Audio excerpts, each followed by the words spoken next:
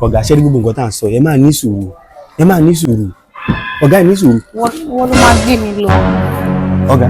ọ̀rẹ́ mi nìyẹn. ọ̀gá gbé lọ sí salon wá kí mi ó jẹ́ ń waste time mi látẹ̀ nǹkan ó dá mi dúró sí ọ̀gá ní sùúrù dàrí pé ọ̀gá mi ò like gbogbo orí burúkú o. ẹ bọ́ta. ẹ̀jẹ̀ á máa para wa. ó fẹ́. ẹ bọ́ta.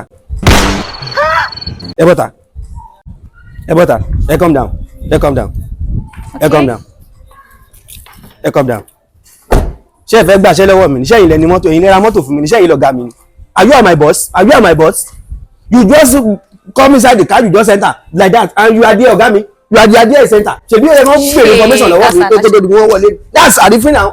I don't like all this rubbish. Ẹ gbà bó lè sọ pé mi wà mọ́tò yìí mọ́ gan. Mo lè ní mi wà mọ́tò yìí ó lè sọ fún mi. Try láti mú kí yẹn lé mi lọ́wọ́. Ẹ má bẹ̀ ṣáà wọlé bẹ̀. Ẹ wá wọlé.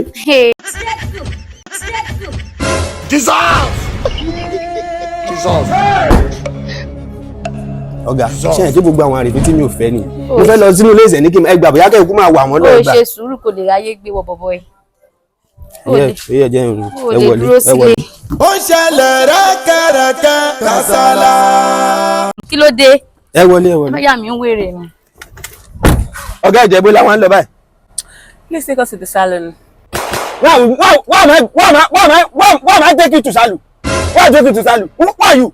What is wrong with him? What's wrong with you too? What is wrong with What's wrong with you too? Am I talking to you? I'm not talking to you too. I'm talking to your boss. Who are you to take me to tell me that to go to salon? Please. Are you my boss? Take us to the salon. Are you my boss? I'm not taking you to salon. You will take us to the salon. I'm not taking you to salon. You will take us to the salon. I'm not taking you to salon. Take us to the I'm not salon. taking you to You salon. will do what you are being paid for. You will do what you are paid for. What you are being paid You will for. do what you are paid for. Kasala.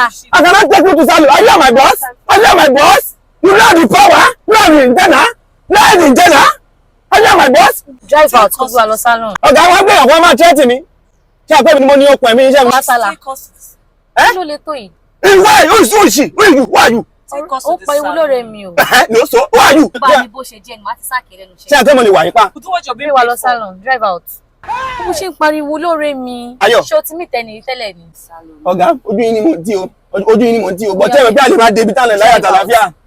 Ọ̀gá lè máa débi láyà tàlàfíà mo lè wà wọ́n pa. Drive out. Ọ̀gá mo lè wà wọ́n pa. Salon. Jẹ́ ká máa lọ salon. Ọ̀gá ẹbẹ̀ mi. Kasala. Jọ torí tó lóhùn. Mi tiẹ̀ fẹ́ wàhálà lé ní rárá. Àtọ̀. Mo ní àwọn important thing tí mo fẹ́ ṣe. Kò gbé mi lọ salon mi ò tiẹ̀ fẹ́ jọ́. Ó ti bẹ̀rẹ̀ tọ̀dọ̀ ènìyàn. Mi ò tiẹ̀ fẹ́ jọ́ rárá. Ọ̀gá ó yẹ ẹbẹ̀ mi sí ẹbẹ̀ mi dáadáa. Má bínú jọ̀ọ́, drive out. A lè máa débẹ̀ láyọ̀ o. Ẹ má wọ́n ẹni mi Just dúró. look at what I put myself into. Driver, take us to the salon. Who are you?